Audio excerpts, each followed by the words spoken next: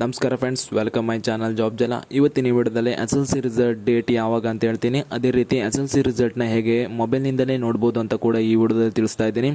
ವಿಡಿಯೋನ ಸ್ಕಿಪ್ ಮಾಡದೆ ನೋಡಿ ಅಂತ ಹೇಳ್ತಾ ವಿಡಿಯೋನ ಶುರು ಮಾಡ್ತಾ ಇದ್ದೀನಿ. ಮೊದಲಿಗೆ SSLC ರಿಸಲ್ಟ್ನ ಆಗಸ್ಟ್ 10ರಂದು ಪ್ರಕಟ ಮಾಡ್ತಾರಂತ ಹೇಳಿದ್ದಾರೆ. ಆ ದಿನ ನೀವು ನಿಮ್ಮ ರಿಸಲ್ಟ್ನ ಕಾಣ್ಬೋದು. ಅದೇ ರೀತಿ ನಿಮ್ಮ ಮೊಬೈಲ್ನಿಂದಲೇ ರಿಸಲ್ಟ್ನ ನೀವು ಪಡಿಬೋದಾಗಿದೆ. ಅದನ್ನು ಹೇಗೆ ಪಡಿಬೇಕು ಅಂದರೆ, ಮೊದಲಿಗೆ ನಿಮ್ಮ ಮೊಬೈಲ್ನಲ್ಲಿ ಯಾವುದೇ ಬ್ರೌಸರ್ ಆಗಿರಲಿ, ಕ್ರೋಮೋ ಅಥವಾ ಗೂಗಲ್ನ ಓಪನ್ ಮಾಡ್ಕೊಳ್ಳಿ. ಓಪನ್ ಆದಮೇಲೆ SSLC.Karnataka.gov.in ಅಂತ ಟೈಪ್ ಮಾಡ್ಕೊಳ್ಳಿ. ಇಲ್ಲಿ ಮೇಲ್ಗಡೆ ಕಾಣ್ತಾ ಇರ್ಬೋದು, ಇದೇ ರೀತಿ ನೀವು ಸರ್ಚ್ ಮಾಡಬೇಕಾಗುತ್ತೆ. ಈ ಲಿಂಕ್ನ ನಾನು ಡಿಸ್ಕ್ರಿಪ್ಷನಲ್ಲಿ ಕೂಡ ಕೊಟ್ಟಿರ್ತೀನಿ, ಬೇಕಾದರೆ ಯೂಸ್ ಮಾಡ್ಕೊಳ್ಳಿ. ಸರ್ಚ್ ಆದಮೇಲೆ ನೀವು ಇಲ್ಲಿ ಕಾಣ್ಬೋದು, ಕರ್ನಾಟಕ ಪ್ರೌಢಶಿಕ್ಷಣ ಪರೀಕ್ಷಾ ಮಂಡಳಿಯ ಹೋಮ್ ಪೇಜ್ ಓಪನ್ ಆಗುತ್ತೆ. ಇಲ್ಲಿ ನೀವು ಕೆಳಗಡೆ ಮಾಡ್ತಾ ಹೋದರೆ ನೀವು 4ನೇ ಆಪ್ಷನ್ ಕಾಣ್ಬೋದು, ದಾಖಲೆಗಳು ಅಂತ. ಇದ್ರ ಮೇಲೆ ಕ್ಲಿಕ್ ಮಾಡ್ಕೊಳ್ಳಿ. ಕ್ಲಿಕ್ ಮಾಡಿದ್ಮೇಲೆ ನೀವು ಫಸ್ಟ್ ಆಪ್ಷನ್ ಕಾಣ್ಬೋದು, SSLC ಅಂತ. ಇದ್ರ ಮೇಲೆ ಕೂಡ ಕ್ಲಿಕ್ ಮಾಡಿ.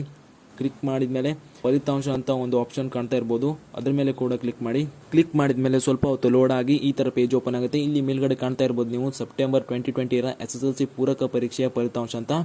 ಇದೇ ರೀತಿ ನೀವು ಆಗಸ್ಟ್ 10ರಂದು ಆಗಸ್ಟ್ 2021 SSLC ಪರೀಕ್ಷೆಯ ಫಲಿತಾಂಶ ಅಂತ ಇಲ್ಲಿ ಕೆಳಗಡೆ ಆಪ್ಷನ್ ಕಾಣ್ಲಿಕ್ಕೆ ಸಿಗುತ್ತೆ. ಅದ್ರ ಮೇಲೆ ಕ್ಲಿಕ್ ಮಾಡಬೇಕಾಗುತ್ತೆ. ಕ್ಲಿಕ್ ಮಾಡಿದ ಮೇಲೆ ನಿಮಗೆ ಈ ಥರ ಪೇಜ್ ಓಪನ್ ಆಗುತ್ತೆ. ಇಲ್ಲಿ ನೀವು ಕಾಣ್ಬೋದು ಎಂಟರ್ ರಿಜಿಸ್ಟ್ರೇಷನ್ ನಂಬರ್ ಅಂತ. ಇಲ್ಲಿ ನಿಮ್ಮ ರಿಜಿಸ್ಟ್ರೇಷನ್ ನಂಬರ್ನ ಫಿಲ್ ಮಾಡಿ, ಕೆಳಗಡೆ ನಿಮ್ಮ ಡೇಟ್ ಆಫ್ ಬರ್ತ್ನ ಫಿಲ್ ಮಾಡಬೇಕಾಗುತ್ತೆ. ಡೇಟ್ ಆಫ್ ಬರ್ತ್ ಮಾತ್ರ ನಿಮ್ಮ ಹಾಲ್ ಟಿಕೆಟ್ ಮೇಲೆ ಹೇಗಿರುತ್ತೋ ಅದೇ ರೀತಿ ಫಿಲ್ ಮಾಡಿ ವ್ಯೂ ಯುವರ್ ರಿಸಲ್ಟ್ ಮೇಲೆ ಕ್ಲಿಕ್ ಮಾಡಿದರೆ ಸಾಕು, ನಿಮ್ಮ ರಿಸಲ್ಟ್ ಕಾಣ್ಲಿಕ್ಕೆ ಸಿಗುತ್ತೆ. ಈ ರೀತಿ ನೀವು ನಿಮ್ಮ ರಿಸಲ್ಟ್ನ ಪಡಿಬೋದಾಗಿದೆ. ಈ ವಿಡಿಯೋ ನಿಮಗೆ ಅರ್ಥ ಆಗಿದೆ ಅಂತ ತಿಳ್ಕೊಳ್ತೀನಿ. ಅರ್ಥ ಆಗಲಿಲ್ಲ ಆದರೆ ನಮಗೆ ಕಮೆಂಟ್ ಮೂಲಕ ತಿಳಿಸಿ ಅಂತ ಹೇಳ್ತಾ ವಿಡಿಯೋನ ಮುಗಿಸ್ತಾ ಇದ್ದೀನಿ. ಧನ್ಯವಾದಗಳು.